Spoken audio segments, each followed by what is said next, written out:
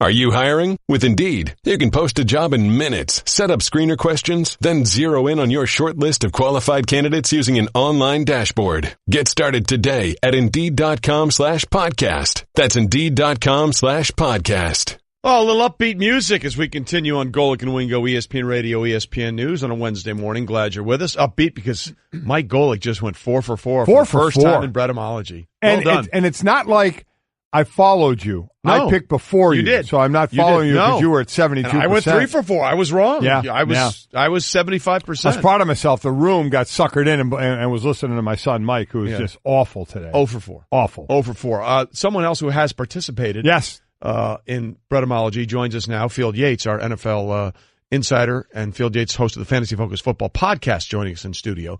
You did not fare well your one time in Bretomology. 1 out of 4, which is okay in baseball. Yeah. In other aspects of life, not so good. So good. 1 out of 4. Shoot, man, you'd be making $10 million a year in baseball. Very true. That's about what as long as you have a little pop in your bat, you'd be making $10 million. And what else I didn't know in that opening, Bill Parcells, 77. How about that? I used to love Happy birthday, when I Coach. was done playing ball and I was going out to games for Sunday Countdown and then doing interviews after the games. His pressers were always incredible. One of the most quotable. But ever. the fear he put into people asking questions, and when he was agitated, how he would answer them sometimes. And I never felt bad about it or had to jump into that because I usually was able to get like a one-on-one with him after, so I would just kind of kick back and listen to some of his answers. But man, he would just stare you down at times for people. It had to be intimidating to be an oppressor with him. Quite the legacy he left, right? Obviously, 2-time Super Bowl winning head coach at the New York Giants. Tremendous coaching tree that includes a couple of notable coaches like Bill Belichick, amongst a few others. One of the most quotable coaches of all time. You are what your record says you are, amongst many other notable Bill Parcells isms. And a great nickname. Tuna. Big Tuna. Big Tuna. Yeah. You know where that came from, right? You know the etymology or the Bretomology. That. When he was first as a linebacker coach for the Giants, I remember the old Star-Kissed tuna. Sure. They don't want tuna with good taste. They want tuna with great. What is it? They want not great taste or taste great, whatever. Blah blah blah. Oh, boy. And it's like nobody can fool Charlie the tuna guy. He's like, I'm not Charlie that tuna guy. You can't fool me on that. It's what he would tell the guys when they weren't doing the right thing. So it was the old Star-Kissed Tuna commercial, and that's how we got the nickname. The Big Tuna. The Big Tuna. Now, I butchered the phrase from the commercial. It's what tuna that with great taste that tastes great, whatever. Just don't try. Anyway, so that's where it got from. He's the Big Tuna. Big Tuna. Yes. And he's the reason why the head of our NFL studio programming here at ESPN, Seth Markman's Twitter handle is Tuna's Weasel. There you go. Because when Bill went back to the Cowboys and our former colleague Ed Werder asked him a question, he said, did that weasel from Seth Markman send you down here? Yeah. Did that weasel, did he make you ask that question? So there you go. Well, Seth is a weasel. There's no question about it. Clock it all you want. I'm butchering an old commercial. Yeah, Brett, you have the actual answer on the tuna thing? Yeah. Star-Kissed was not looking for tuna with great taste, but tuna that tasted great. That's what it is, because he was talking about all the fancy things he had under the seas. Okay. There Thank it God is. we got there. There you go. So an extra Bretomology. So anyway, another little instance there. All right, Golic and Wingo reminding you to grab your tickets for the Northern Trust in Paramus, New Jersey for Friday, August 24th. Come watch our show before taking in a day of championship golf. We'll get to more with Field in a minute, but let's do what's trending. And it's good and bad news for the Yankees. They won in Giancarlo Stanton's homecoming game in Miami, but may have lost their closer, Aroldis Chapman, with pain in that left knee as they got a 2-1 win in 12 over the Marlins. Yeah, Stanton back to Miami for the first time. Got an ovation. They normally get under 10,000 people there. They had 26,000. Got a nice ovation from the fans. Listen, he didn't ask to leave there, and he produced so well down there. As well. So that was cool to see. The Chapman thing, not so much. Never good when a pitcher's on the mound, throws a handful of pitches and then motions over to the manager to come out of the dugout. That's not going to be good. He's been dealing with tendonitis in his knee, and he's been managing it pretty well, but not so much last night, as normally he's over, triple digits with his fastball. I think it was in the 96, 97 range. So, going to have to deal with that. He knew. He was erratic with the fastball. Yep. It was 5 miles per hour slower, as you noted. And right after that sixth pitch, he looks at the dugout and gave him I'm not good. Can't be a good sign, if you don't have anybody else ready, I can give you a couple more pitches, but that's about it. Yeah. Look, the best news maybe for the Yankees is that The lead is down to 8. Oh, God. Because the Red Sox have lost 3 in a row for only the second time. And, yeah, it doesn't matter. The Red Sox are running away with this division. There's no question about it. But we'll see what happens with Aroldis Chapman and that knee. Meanwhile, the Cubs are doing what they got to do. Picked up second baseman Daniel Murphy from the Washington Nationals for a minor league infielder and a player to be named later, or cash. Dealer's choice. You want a player, cash, whatever you need. We'll straighten it out. Listen, it makes sense because the Cubs have had all kinds of difficulty scoring runs of late. And Daniel Murphy, the friendly confines of Wrigley Field, they are very, very friendly to him. Yep, going to play in Wrigley a bunch. And his career numbers, he's hitting .413 at Wrigley. He's 43 of 104. Is best in stadium history with a minimum of 100 at bats. So that is pretty impressive. And again, they are loading up on people that can help them offensively, as you mentioned, not scoring a whole lot of runs. As we see, they're struggling, and their lead now dipping just a bit, as it is the St. Louis Cardinals making that run. How about that? The Cardinals making a run. I think 2 or 2.5 back. Are they? Yeah, they're 2.5 back right now. They're 8-2 in their last 10. They're playing well. Top team in the wild card right now as well. So playing well, the Cubs, and looking for offense somehow, some way. And Murphy was. I liked what he said in leaving Washington. They were really the only ones that kind of gave him a look. And really was coming off injury this year. Played 28 games before the break, 28 games after the break, is hitting .340 in the 28 after, so is playing well right now, looking to help the Cubs. Yeah, I like the idea that the baseball trade deadline is July 31st. And then it's like, yeah, but we can still trade you, but not through really. The waiver system. It's not really the deadline. Don't. Yeah. If you're thinking about renewing your lease on August 1st if you're a baseball player, think twice about it. Make sure you abide by that September 1 rule instead. That's very good. Make sure you're renewing your lease. Right. I'm sure all those baseball players are renting, those exactly. one-bedroom apartments in their respective cities, right? Yes, exactly. So, again, we'll see if he can give the Cubs the boost start they need on their offense, as here come the Cardinals, who it looks like they made the great move, getting rid of Mike Matheny and going for Mike Schilt as their new manager, because they have been an MLB best 16-4 in the month of August. Well, sometimes things change, and they change for ridiculous reasons. After more than a century, the iconic Barnum's Animal Crackers box is getting a new redesign. Instead of animals caged in a boxcar on their way to circus, the animals are now roaming free side by side in a grassland. First and foremost, I love Animal Crackers. Of course you do. They're food. Love. Is there a food you can't say you don't love besides vegetables? There are some foods I don't like.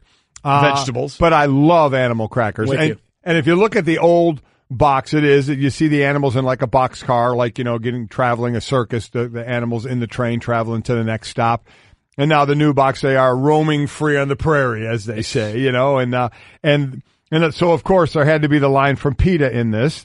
The new box for Barnum's Animals perfectly reflects that our society no longer tolerates caging and chaining exotic animals for circus shows. And I'm fine with that. I am as well. I'm 100% fine with that. But let's be clear.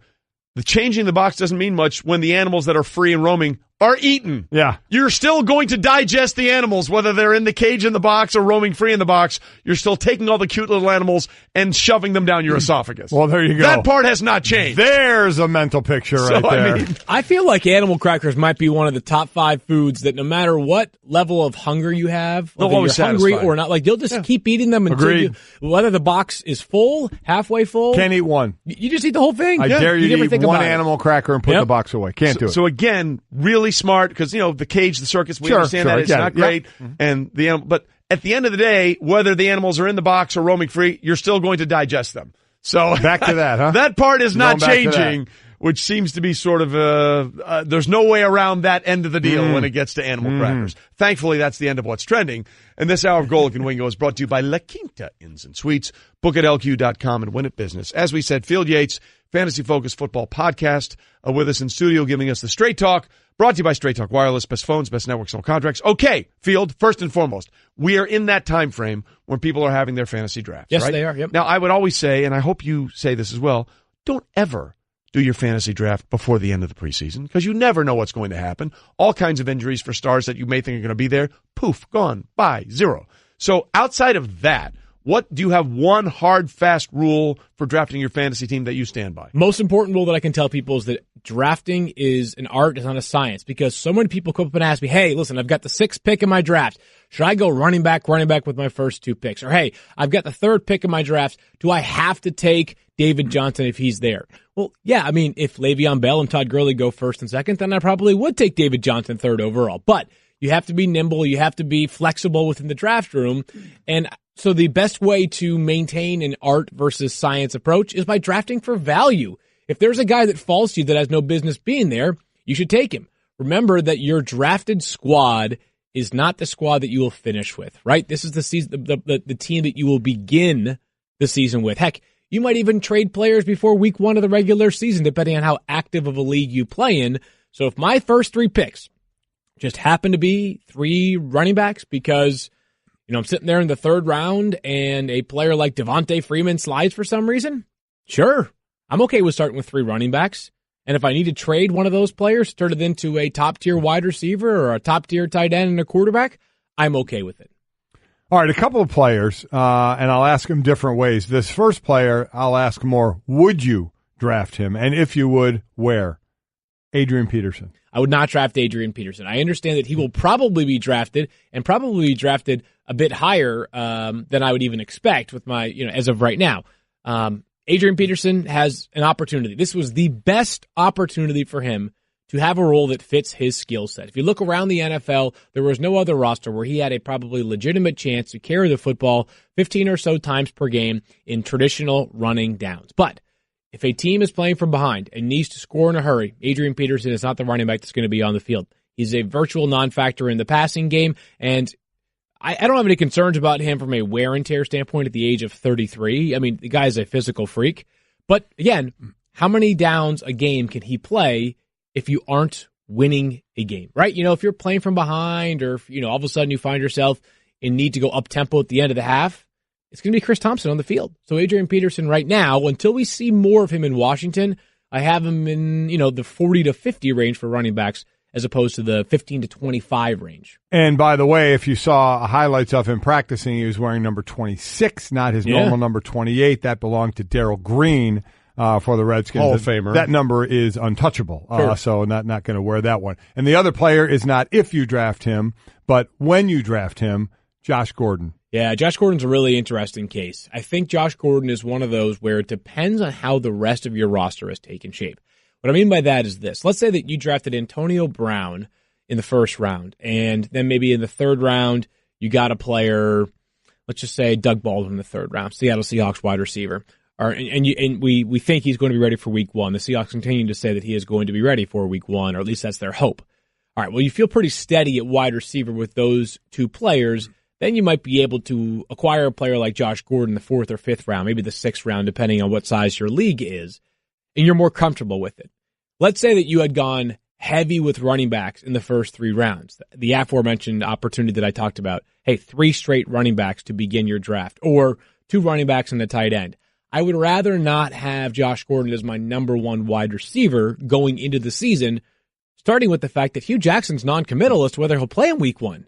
We're now, we are 2 weeks plus 5 days from the start of the season. 15, 16 days. So the Browns having Josh Gordon on their roster in week 1 is possible, but it's not a definitive opportunity at this point.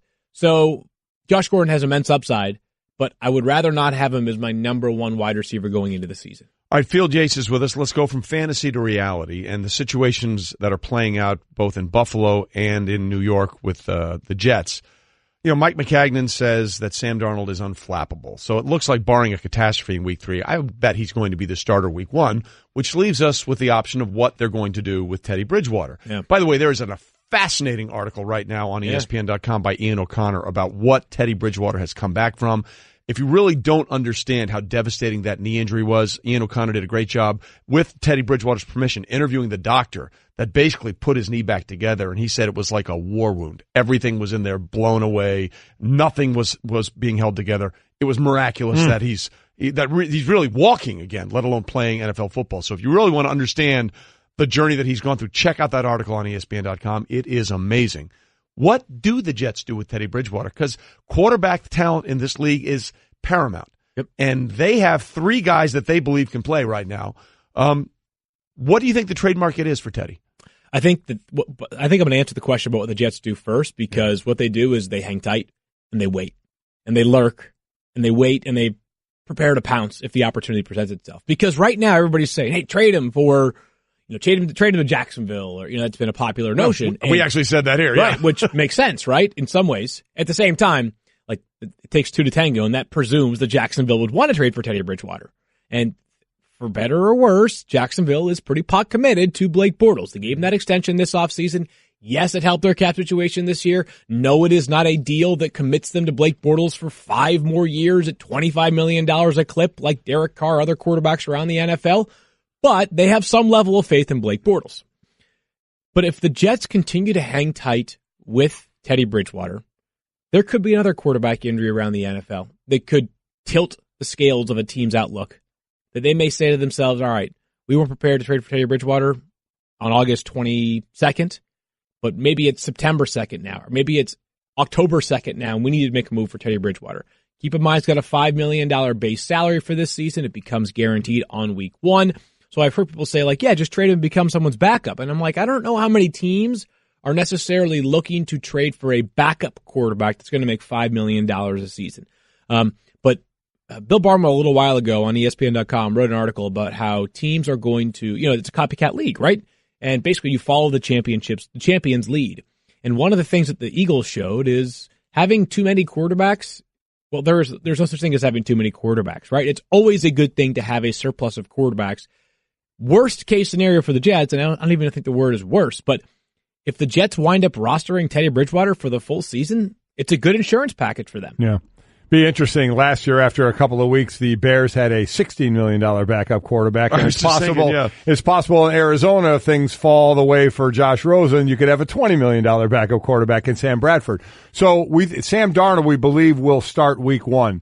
Which other rookie quarterbacks in your mind will start week 1, if any? I think Josh Allen is going to have a very good chance. The word audition may be too strong to characterize what this weekend means for Josh Allen. Yeah, he's starting the week 3 preseason game, but there are mitigating circumstances there because of the injury to A.J. McCarron, and who, by the way, now has not suffered a fracture to that collarbone. So normally that would lead us to think, he's going to be the starter. Yeah, I'm not so sure now, right? It feels like there is a window, but that window went from wide open to, basically closing yesterday a little bit. But I still think, despite A.J. McCarron's better outlook than previously expected and reported, that Josh Allen's got a great chance to win this job.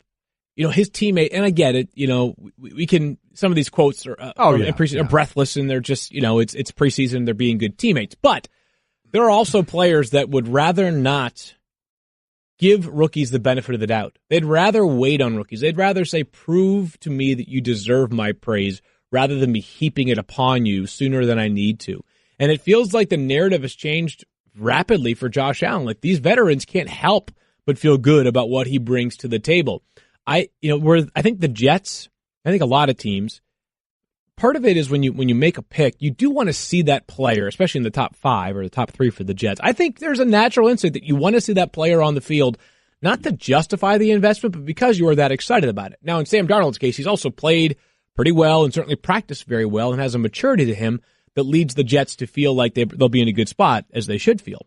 But for the Bills, they drafted Josh Allen, and I don't think they felt any pressure whatsoever to say, we got to get him on the field right away because he's a first-round quarterback. I think they said, all things being equal, like, we're okay with Josh Allen not starting week 1 or maybe even very much at all this year. I still think, though, that week 1 comes around, it's going to be very difficult for them to not have number 17 under center.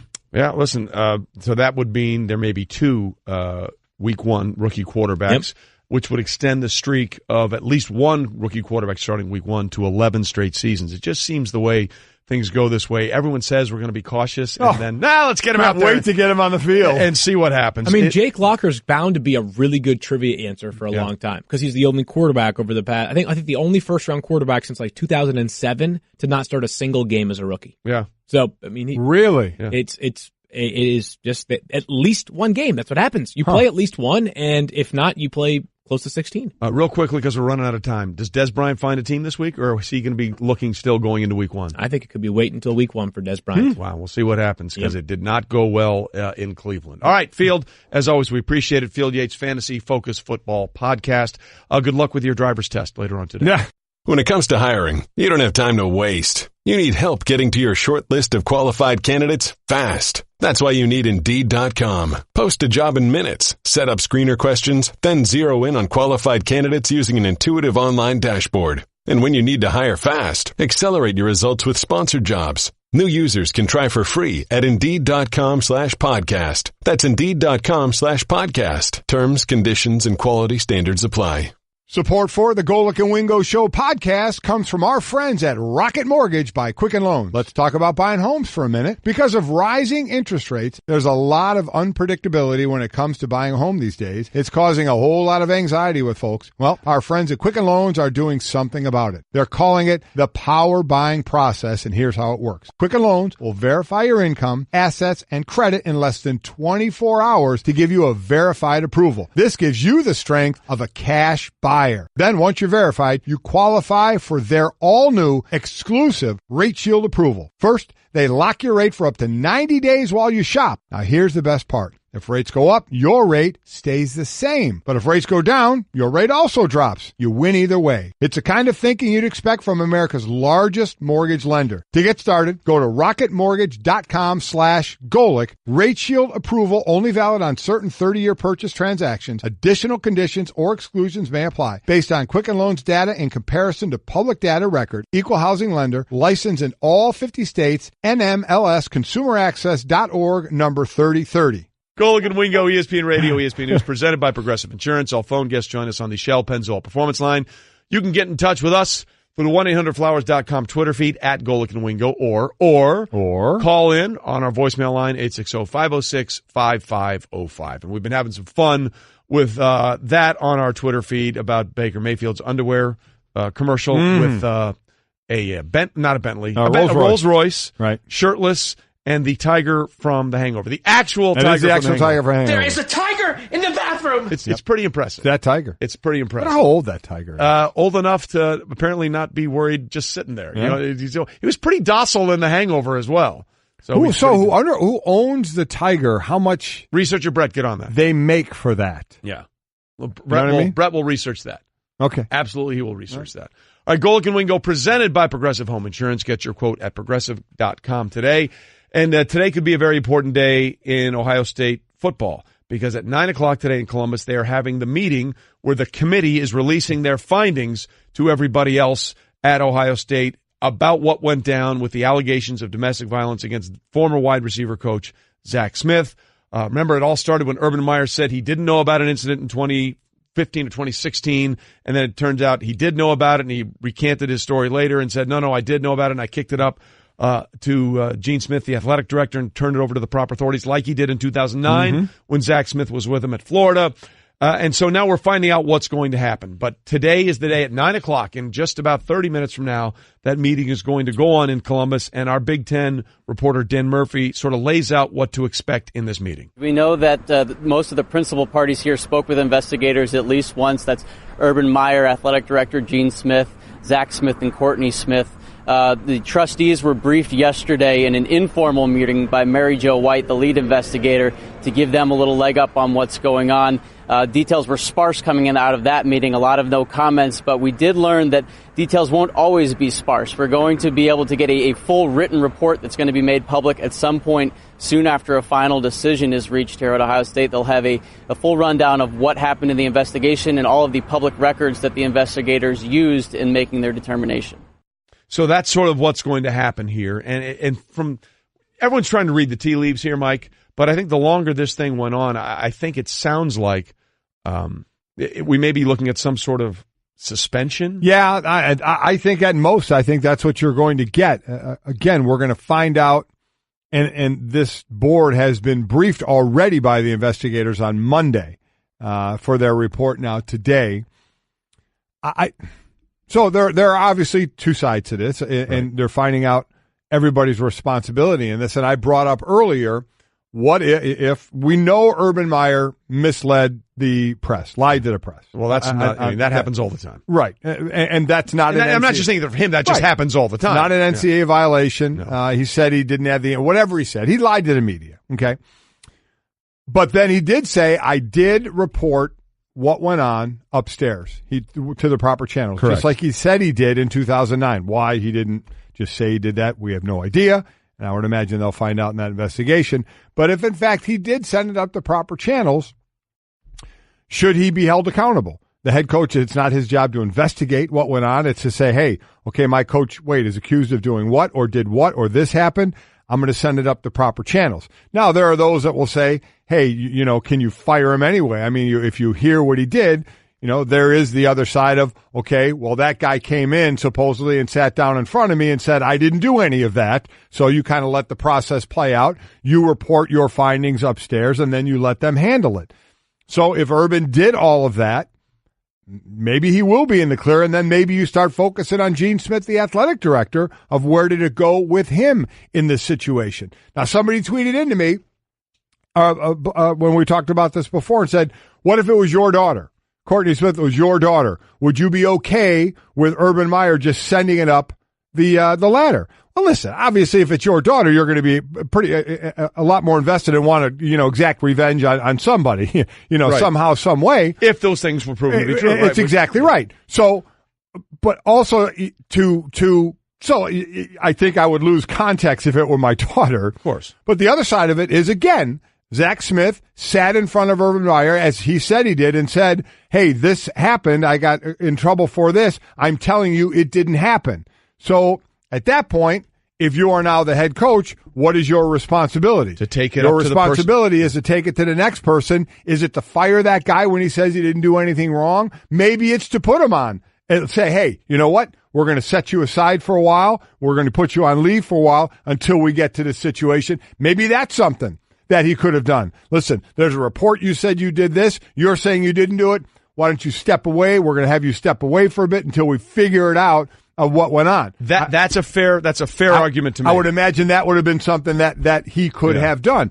And listen, whether you want to or not, you got to throw in there the fact that Zach Smith was the grandson of Earl Bruce. Yeah. Earl Bruce was a legend at Ohio State. Legend there, a mentor of Urban Meyer, and there, quite honestly, are a lot of people that believe that he had a job because of that. Zach Smith did, and he isn't thought of as highly as a coach, and that was one of the reasons he had a job.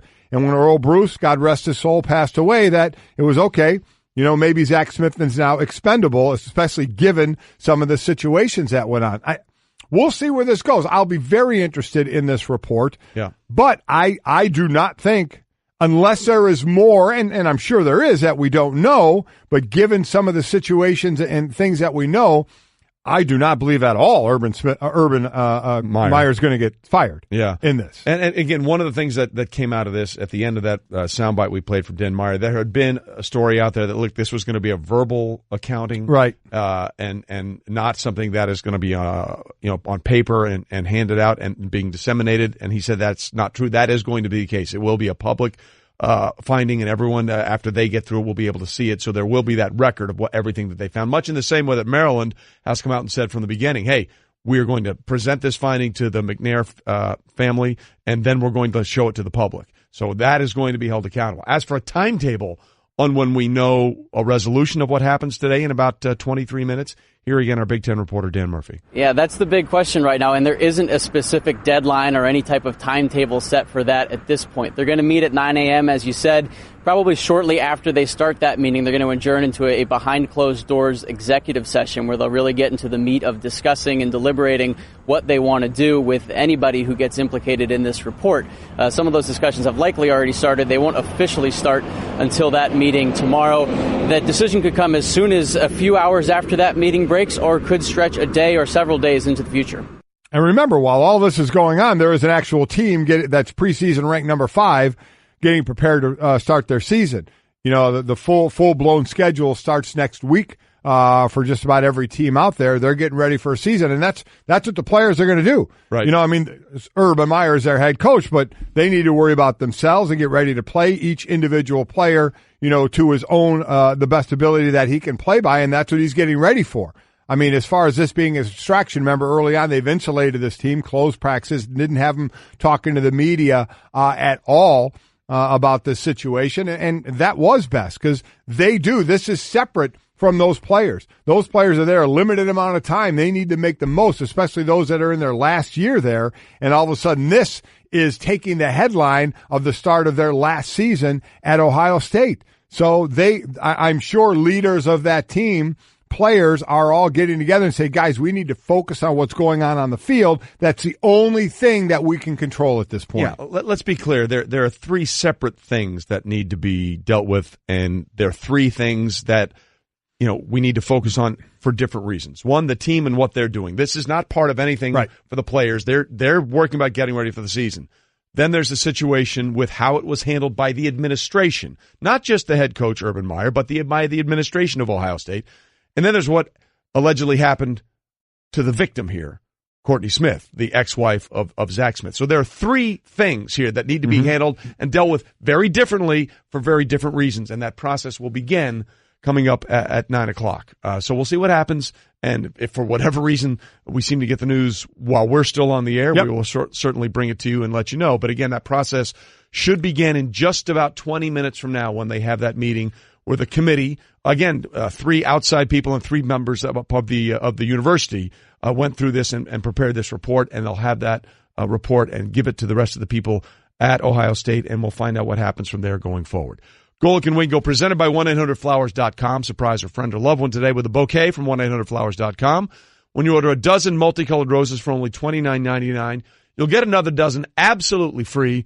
Go to 1-800-Flowers.com/ESPN. All right, coming up, we have two things that you should never do for completely different reasons, and one way or another, we'll have news on a tiger. There is a tiger in the bathroom! To give batters a different look, pitchers throw a changeup. Your idea of a different look is sunglasses. That's true. But La Quinta Inns and Suites is really taking the different look thing to a new level. Definitely a major league makeover, starting with a bolder, brighter lobby full of comfortable spaces to let you settle in. Or chill out in front of a big flat screen like Wingo would. Oh, you know it. It's a changing La Quinta look to help you get in the zone and look sharp when you hit that big meeting. Prepare to win at business with La Quinta Inns and Suites. Book now at LQ.com. All right, Golic and Wingo here with you. And, the internet, Mike, is a wonderful, frightening, horrific, uplifting, terrible, insulting, incredibly uplifting, awful place. Yep. We know that, right?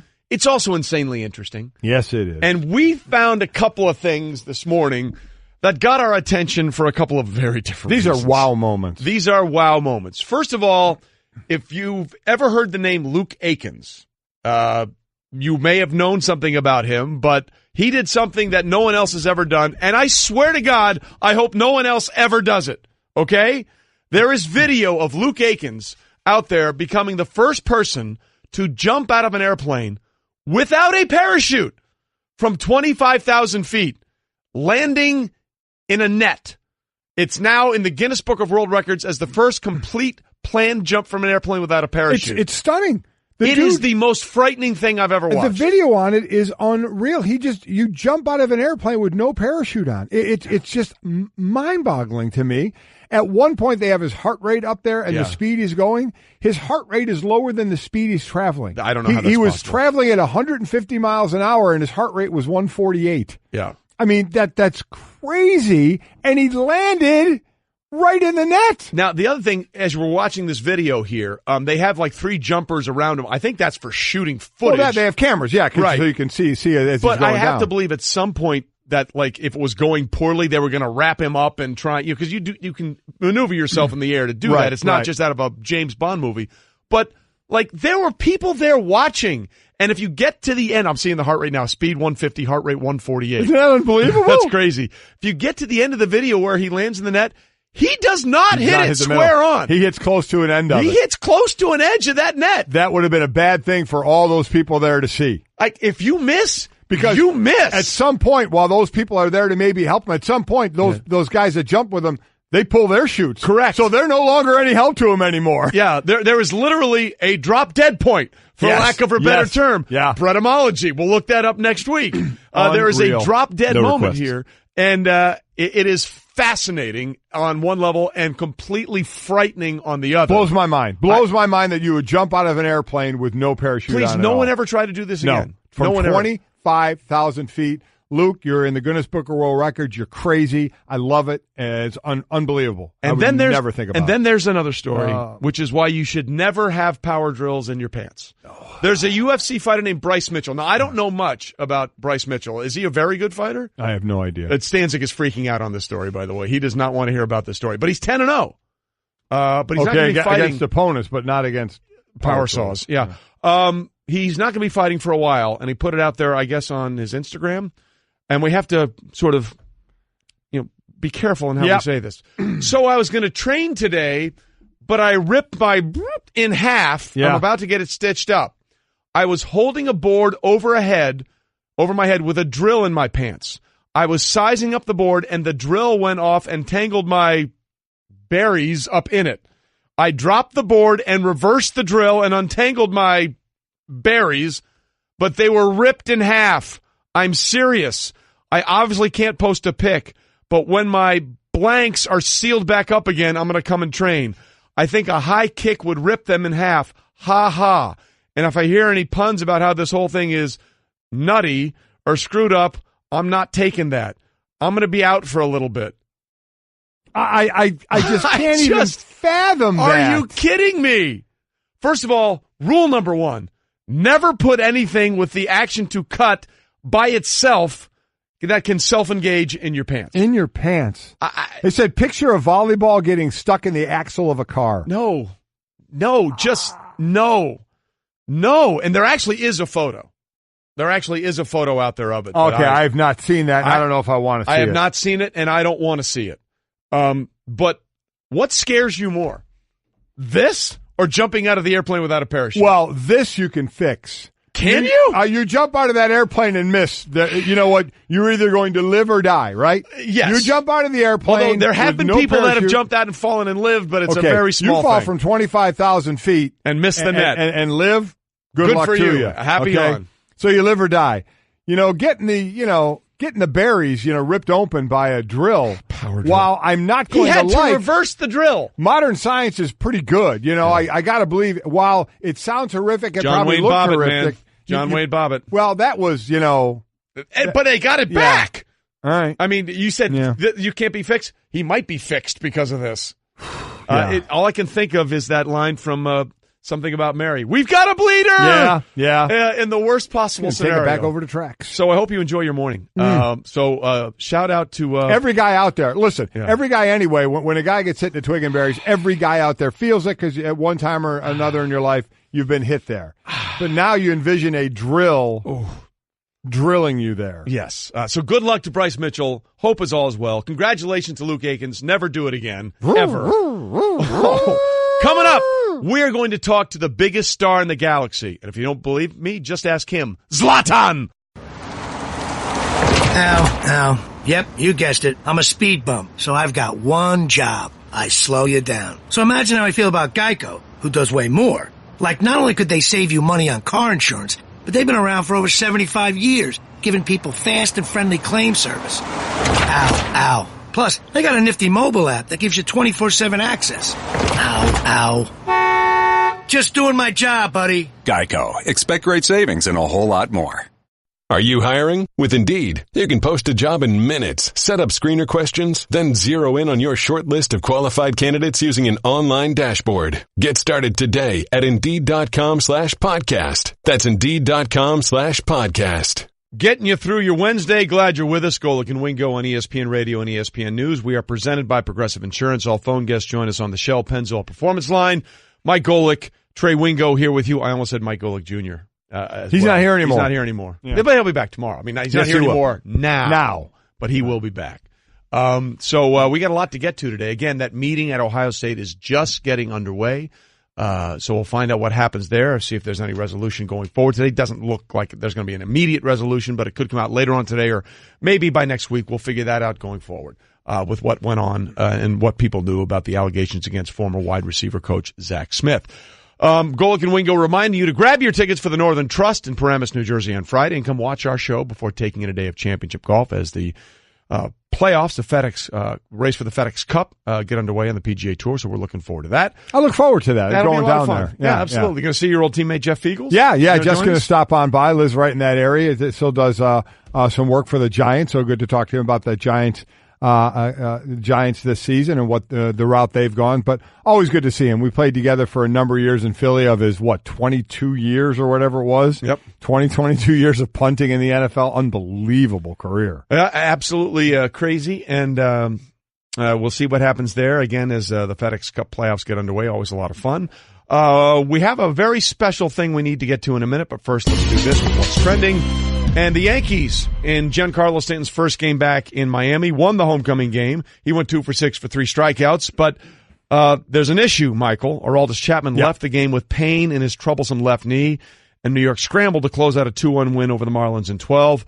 The Yankees have won 4 straight, but the issue about the knee with Chapman is something that really bears watching. Yeah, it is. First was Stanton. Went back to Miami for the first time. Normally they get about under 10,000 people. They had 26,000 for this game. And he got a nice ovation, which he certainly deserves. Good dude and did a lot down there. Didn't ask to leave. Was traded away as they purged everybody, something the fans down there unfortunately are used to.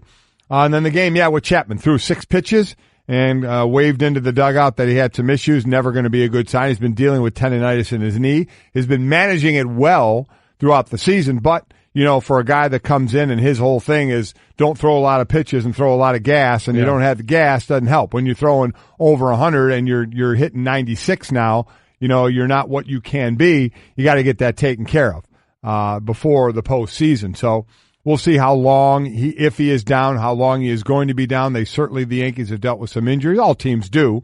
They've dealt with some injuries, and we'll see if this one is a lasting one or not. Yeah, and here's Aaron Boone after the game talking about it. He's managed it so well this year, and we haven't really seen it affect him. And for him to call us out and, where it was affecting him tonight, it's a huge concern, obviously, because he's a huge part of our club and of huge importance at the back end. And we'll see how it plays out. Again, the Yankees are now 33 games over 500. And are still 8 games back. Yeah, they are. Even though the Red Sox have lost 3 in a row. Yes, It's absolutely remarkable what Boston has been doing this season. As we said, Ohio State plans to publicize findings of their investigation. That was the big concern, Mike. We had heard reports that maybe it might be just a verbal or an oral report about what they found. But with a public institution, you knew that was never going to fly. So they're going to present these findings to the public after they present them to the people at Ohio State. Listen, and there are a few different tentacles to this, obviously. There's what's making the headline now is the meeting today, what comes out of it, and what happens to Urban Meyer, the AD Gene Smith, and others in this situation. There is the actual Zach Smith and his ex-wife situation. Smith has a court date, I believe, in September. That's going to go on in the courts. So that's where that part of it will be handled. And then there's the players, who are getting ready to play, who, are not involved in this outside of the fact that their head coach isn't head coaching them right now. These are guys just looking to play football and, have a great year. Some obviously looking to go beyond and play in the next level. A number of players will be in their last year, and this is the way their last year is starting, by their head coach being on paid administrative leave. So there's that side of it. The player side of it, which can be forgotten an awful lot, that they're dealing with, one of the guys on their staff playing the role of head coach right now, and they have to get ready for a season to start in another week or so. And again, that meeting is now underway at Ohio State, and we'll find out relatively short period of time, maybe by the end of this week or early next week, what the conclusions they made and what happens going forward with those in the athletic department and the administration that were aware of what went down against the allegations against Zach Smith. And then, Mike, this is interesting. Former Aggies linebacker Santonio Martial alleges that Jimbo Fisher's staff committed multiple NCAA violations early in its first off season there, and these came to light because Martial is trying to use that new rule by the NCAA that you can start and play, or you can transfer and play right away if there are mitigating circumstances to your detriment as a player. Right. Normally you have to sit that year, but now, and this was just passed in June by the NCAA, and it reads, a player may get a waiver for immediate eligibility, of which at this point Santonio has not, if the transfer is due to documented mitigating circumstances that are outside the student-athlete's control and directly impact the health, safety, and well-being of the student-athlete. Some of the things that Santonio has said. has happened was on unofficial visits where the person hosting does not get money to show around a recruit on unofficial visits. Right. He says he was given hundreds of dollars to take those recruits out. He also says that if they were supposed to work out for an hour, that coaches would work them out for an extra hour. Not him, but everybody. Also, you're not supposed to work out student athletes after 9 p.m. or before 6 a.m. He said some of their workouts would start at 5:30. And he also, and more importantly, I think for your well-being here, he said he had a bad ankle to which the trainer gave him 4 ibuprofen and said, go practice. And he kept running and he practiced all week and his ankle wasn't really getting better. So he transferred. He brought up all these things to try and fit into this new rule to play right now.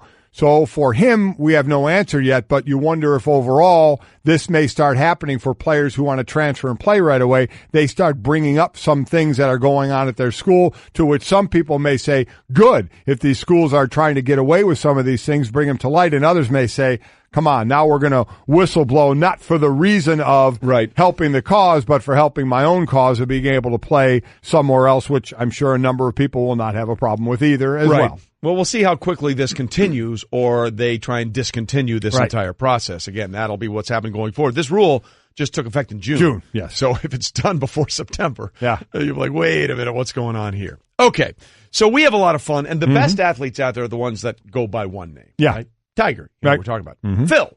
Right. You know what you're talking about. Golic. Yes. There you go. Or Golic. Okay. I like Golic. Golic. You know who you're talking about when you're having this conversation about certain athletes. And LeBron would be one of those.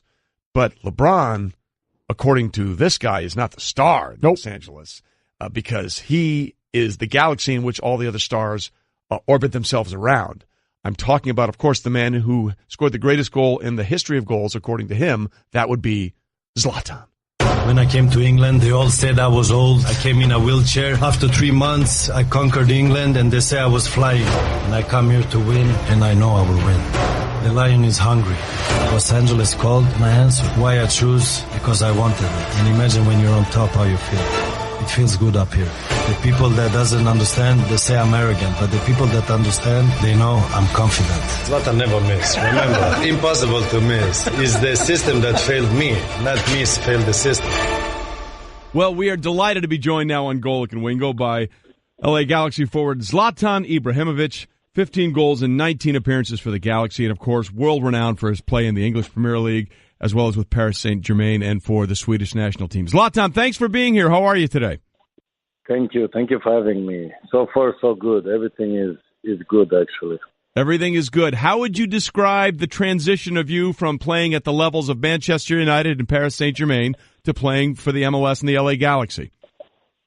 I think I came in a different circumstances because I came back from an injury. I didn't play for almost a year.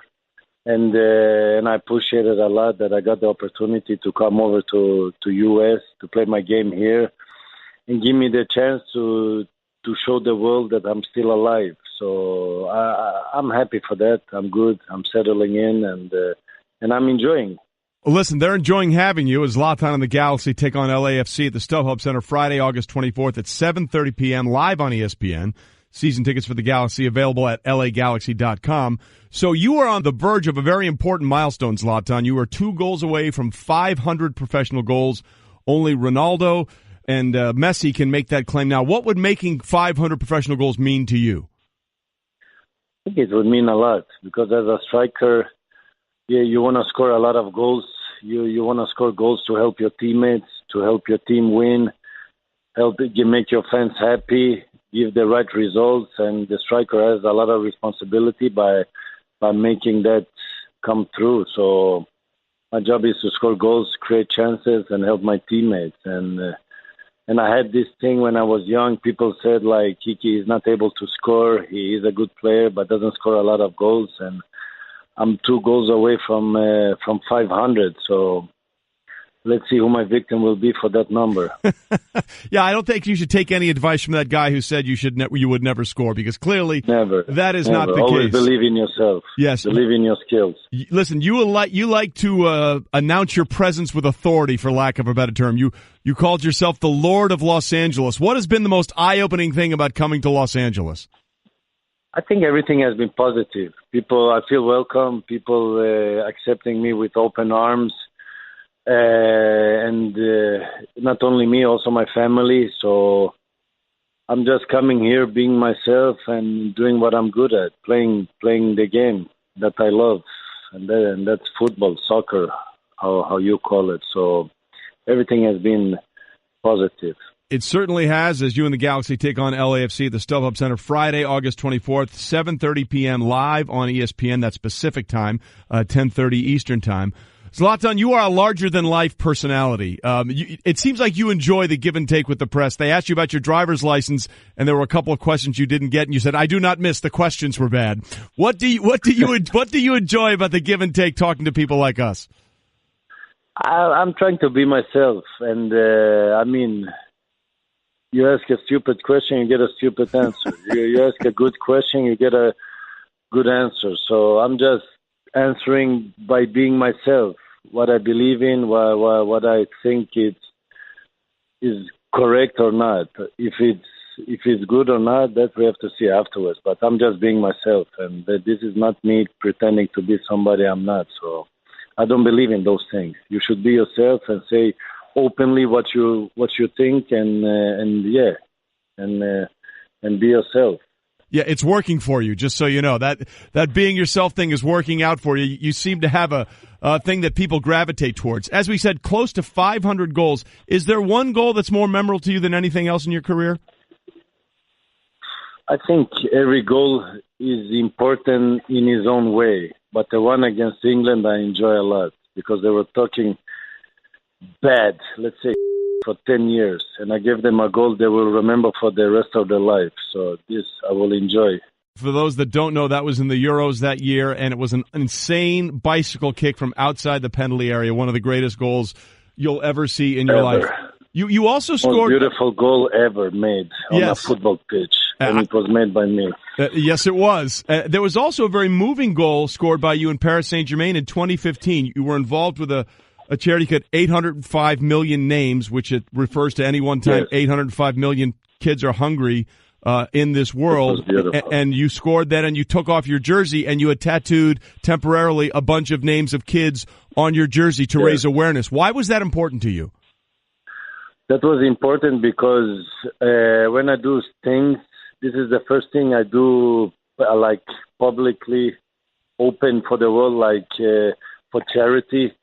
Because I don't like to do things and people tell me, hey, he's a good guy because he helps charity, he does that. I do it if I believe in it. And this, I was the messenger. I was not the one that made a difference.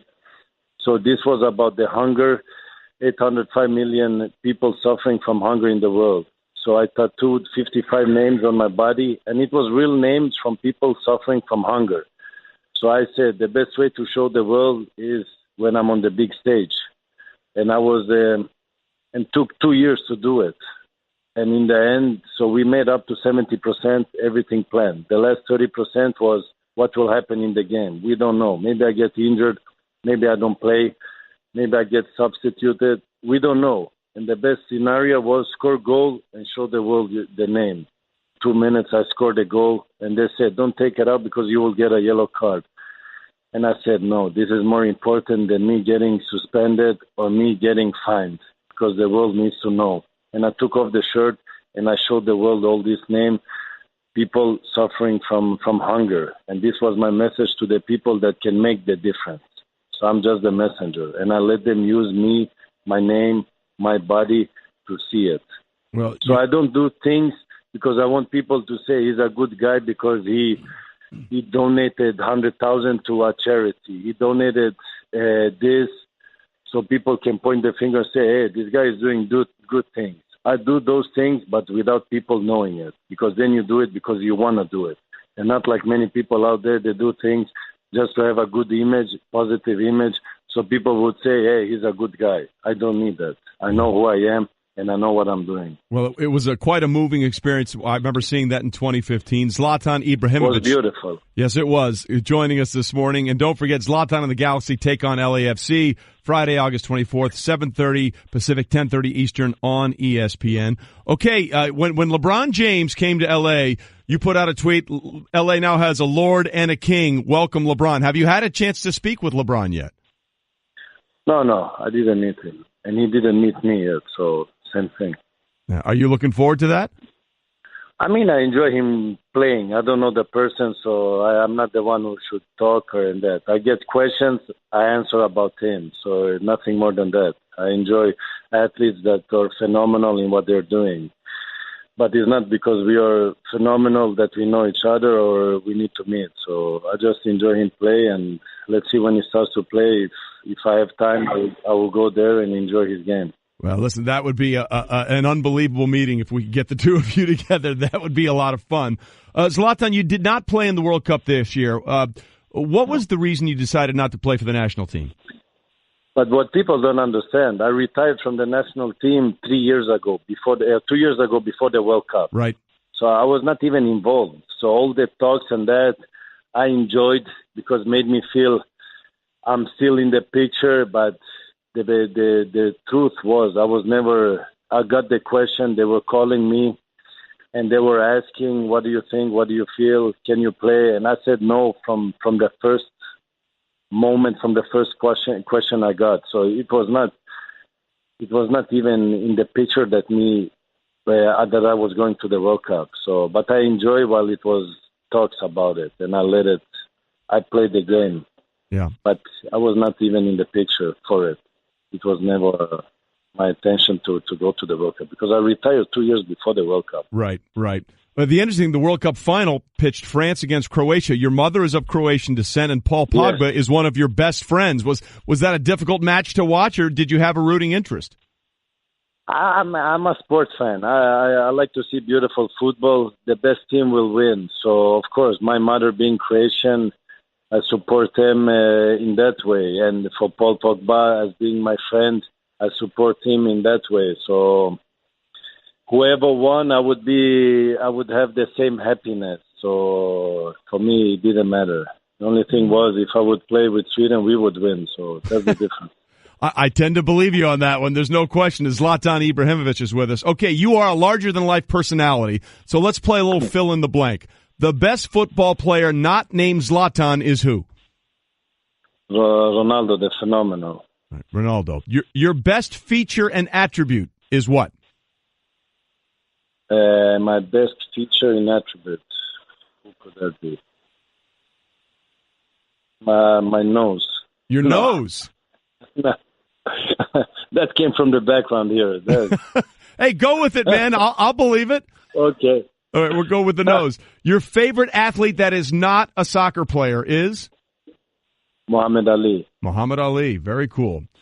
You once famously said a World Cup without Zlatan is a World Cup not worth watching. So a world without Zlatan would be what? Nothing to enjoy. And finally, if Zlatan were a superhero, who would you be? He is himself now, so Zlatan.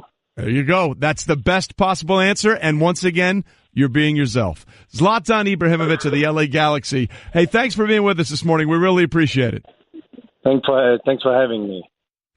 Wow. That was great. We actually got him yesterday after the show. I mean, he is who he is, man. Listen, completely lives up. You can tell, plays the game incredibly well. And I don't mean the game of soccer. Oh, the actual game, yeah. He plays the game well, no doubt about it.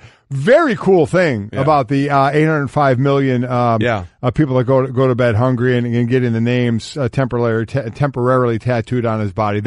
That was a cool thing. I did not know that. Yeah, he grew up very poor in Switzerland, and it was Sweden rather, excuse me, and it was a thing that meant a lot to him because they told him, like he said before the game, look, you take off your shirt, you're going to get booked, you're going to get a yellow card. Yeah. He's like, whatever, I don't care. What? This is bigger, yeah. Yeah, and shout out to my son Chappie who told me about that and said, listen, you ought to ask him about that because I was not aware of that. But look, he's a lot of fun, man, and he's 2 goals away from joining Ronaldo and Messi as the only active footballers with 500 career goals.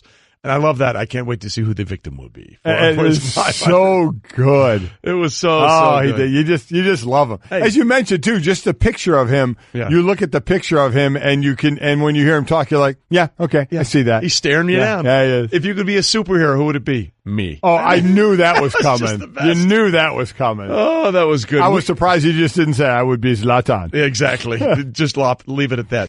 When it comes to hiring, you don't have time to waste. You need help getting to your short list of qualified candidates fast. That's why you need Indeed.com. Post a job in minutes, set up screener questions, then zero in on qualified candidates using an intuitive online dashboard. And when you need to hire fast, accelerate your results with sponsored jobs. New users can try for free at Indeed.com/podcast. That's Indeed.com/podcast. Terms, conditions, and quality standards apply.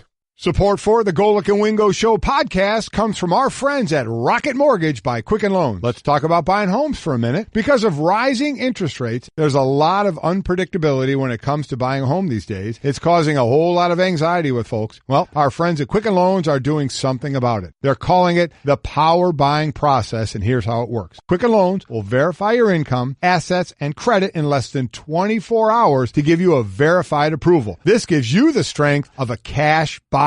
Then once you're verified, you qualify for their all-new exclusive Rate Shield approval. First, they lock your rate for up to 90 days while you shop. Now here's the best part. If rates go up, your rate stays the same. But if rates go down, your rate also drops. You win either way. It's the kind of thinking you'd expect from America's largest mortgage lender. To get started, go to rocketmortgage.com/Golic. Rate Shield approval only valid on certain 30-year purchase transactions. Additional conditions or exclusions may apply. Based on Quicken Loans data in comparison to public data record. Equal housing lender. Licensed in all 50 states. NMLSconsumeraccess.org number 3030. All right, the reason we're playing that bit about Post Malone is he had quite a scare yesterday. How scary would that be? He's in a plane, and the tires blew out on the plane during takeoff. So they had to circle the area to burn off the gas before he had to try and land, on the tires that were now blown out. So that had to be pretty wild, up there circling, burning gas off, knowing you have to try and come down and land. He's okay. Everything's good, but that had to be a wild experience. Yeah, I mean, and they were up there for 4 hours. Yeah. Right? So that becomes the question. What do you think about when you're up there in a plane for 4 hours, knowing all you're doing is burning off fuel, so in the chance that the landing doesn't go well, that you're not all incinerated? Man. I mean, that's got to be... A lot's got to go through your mind. Whoa. Right? That's got to be a lot. There were 16 people on that plane. It took off from Teterboro. Yep. And just had to circle around and burn off all that fuel before that tried to land. Man. So anyway, he's fine. And again, all good. Bearing the lead there that you're a big Post Malone fan. Yeah, that would be scary, though. You're right, though. 4 hours up there. What are you doing? 4 hours. And you know that you're just up there, so in case things go possibly the worst way, you may not just burn a fiery death. Yeah. I mean, that's I don't want to think about that for that long, and he had to, So good for him, and glad for everybody on board that was absolutely safe. Right. Congratulations to the pilot for getting that done. But boy, that's just too much time to think about stuff. Sure like is. That. Sure is. And we don't like thinking on this show. No, I think that's been a well-established pattern. We are presented by Progressive Insurance. All phone guests join us on the Shell Pennzoil Performance Line, reminding you that we will be live from New Jersey on Friday covering the Giants-Jets matchup, the always good Week 3 in the preseason matchup between these two. By the way, it was a Week 3 preseason matchup between these two years ago that Victor Cruz caught 3 touchdown passes and sort of made his Jets roster. He's now on our roster. One of our analysts. I think he's going to be joining us tomorrow. Anyway, that Giants-Jet matchup, part of ESPN's Radio Fall Football Tour, Dan, brought to you by Ice Cold Dr. Pepper, the official drink of Fansville. So, anyway, Stanzik wasn't afraid I was going to get the read. I got the read, I promise. I was getting there. Everybody's all in on Cleveland, right? Listen, boy, they seem to be. I think it has been a great thing for the Cleveland Browns franchise being on Hard Knocks. The shows have been entertaining, the shows have been fun, and there's been a lot of buzz for a team that has won one game in 32 years. And this is all great now, but if that doesn't change, the buzz goes away very quickly. We understand that. But they seem like a real team. They look like a real team. They're beginning to act like a real team. and they've got a guy, whether you like him or not, is very interesting, and that's Baker Mayfield. He's not going to be the starting quarterback. He's going to be the backup, but he's out there doing his thing. For the rookie show, he posed as GM John Dorsey. Very good. Very good. And now, of course, he's got his first big endorsement.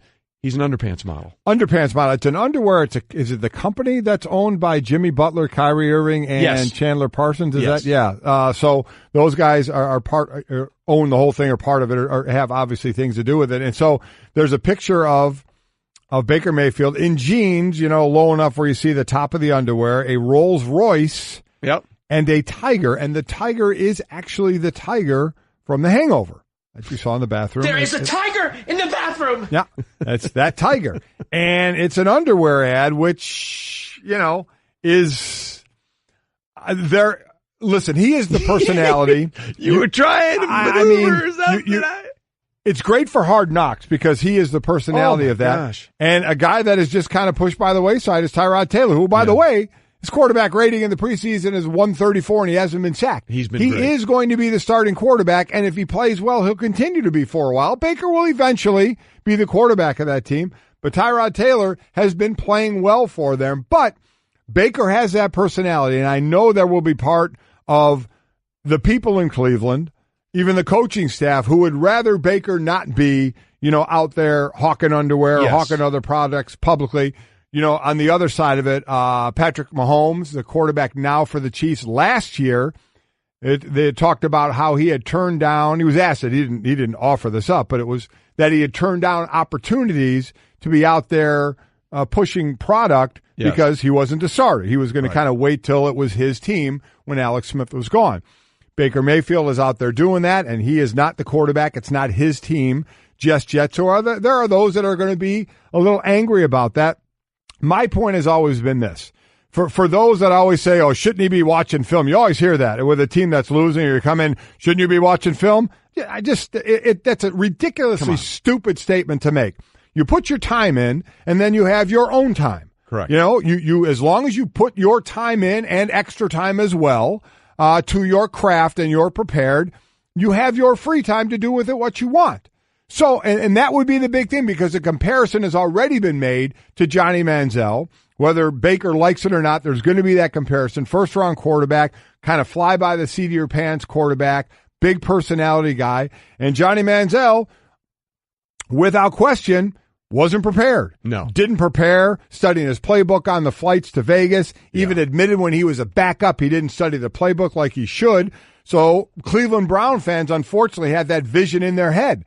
Now, Baker Mayfield has given you no reason to believe he's not prepared. The kid has shown poise in the pocket. He's played well, along with the other rookie quarterbacks out there, I think, have all done a really nice job.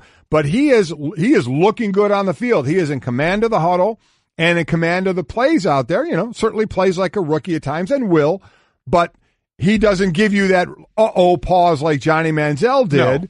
And my thought is, man, if it's your time and you're doing your thing, no doubt about it. What you do, though, is you open yourself up that if things don't go well, for people to say, well, fair or unfair, shouldn't spend that much time doing that, when you're not doing well on the field. To me, I think it's a ridiculous statement. As long as you are prepared to be on the field, maybe you're just not that good at times. Right. And we'll find out with Baker Mayfield. But I'm sure he's going to he'll definitely take grief in the locker room for it. Oh, no question. That's a given.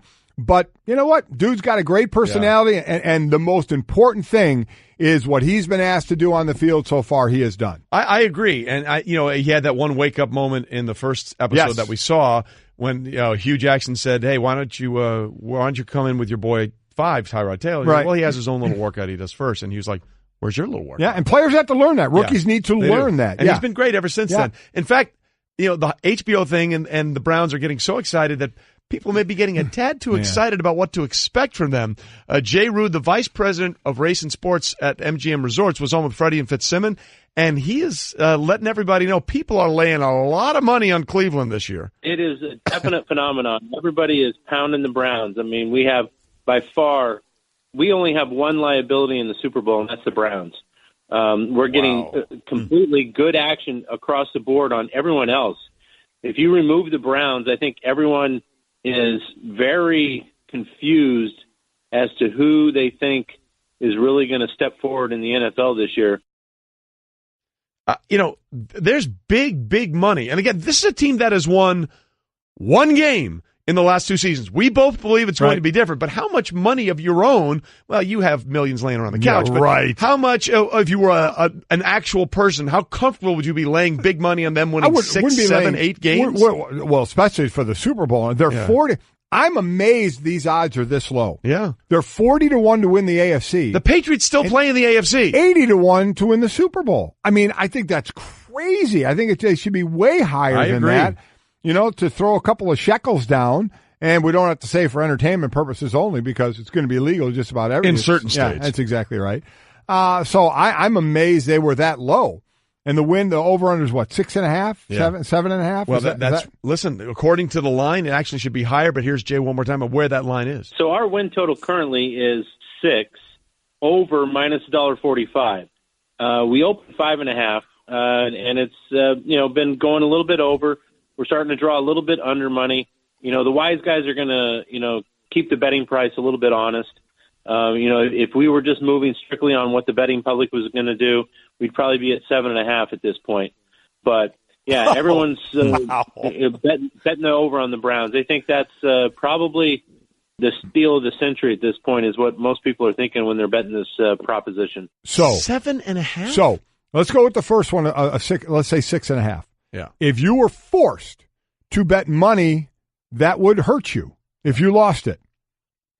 What would you bet? I'd have to bet the under. Yeah. I'd have to. Look, I would too. And I'm the one that said those free Bud Lights can be cracked open the first month of the season. Yeah. Third game, I think they play the Jets. The Jets. Yeah. Now, listen, I think I've been on record. I think they're going to win games with an S, multiple games.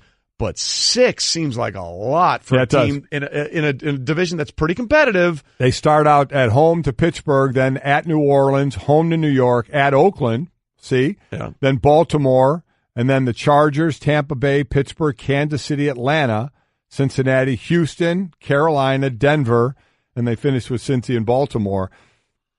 I would have to go it would be very difficult for me to give them the over. Look, I think they're going to be better, but one win is better than last year. 0 to 6 is a massive jump. I mean, and is it possible? Yes. Michael Kendricks, the linebacker who's there, has basically said, he came over from the Eagles in the offseason, there's more talent in this Cleveland room than we had in Philadelphia.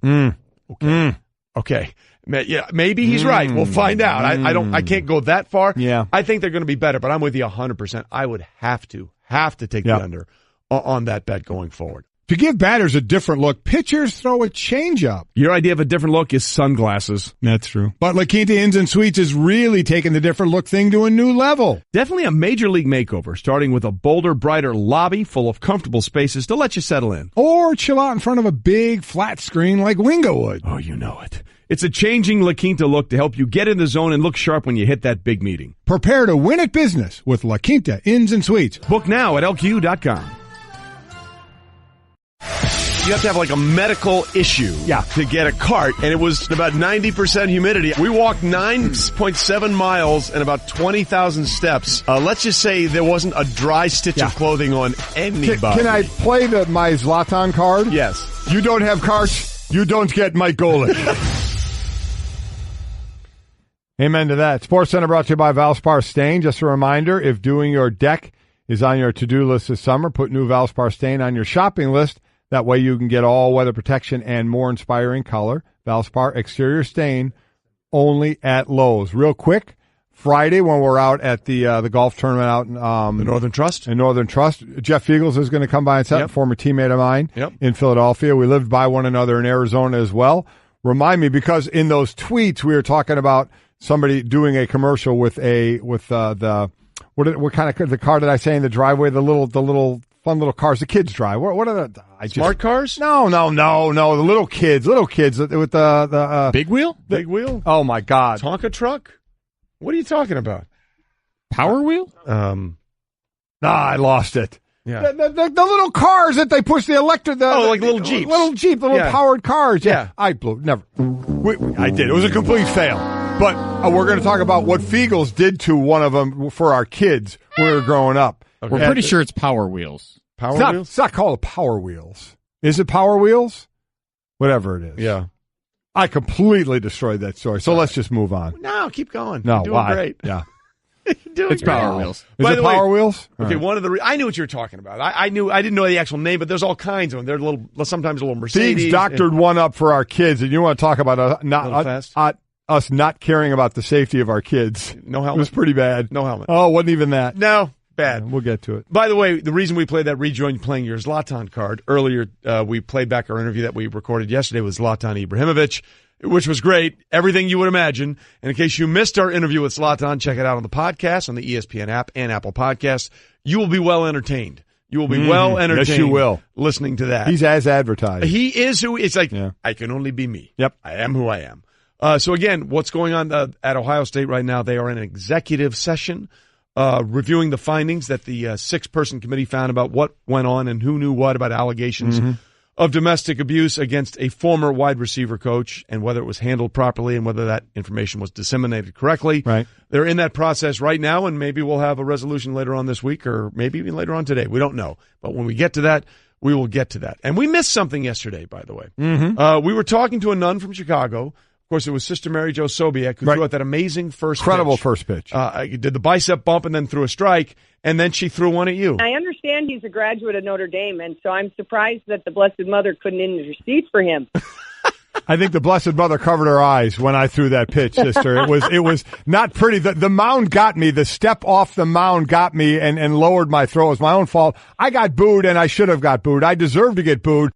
Again, that was her throwing a strike, and you bounced I bounced my first pitch at Wrigley Field. It was horrific. So Sister Mary Jo was going at you. Now, she is not the first nun from the Chicago area that we have had on the show. Right. We completely adopted Coach Moser and the entire Loyola Chicago squad when they had their incredible run to the Final Four.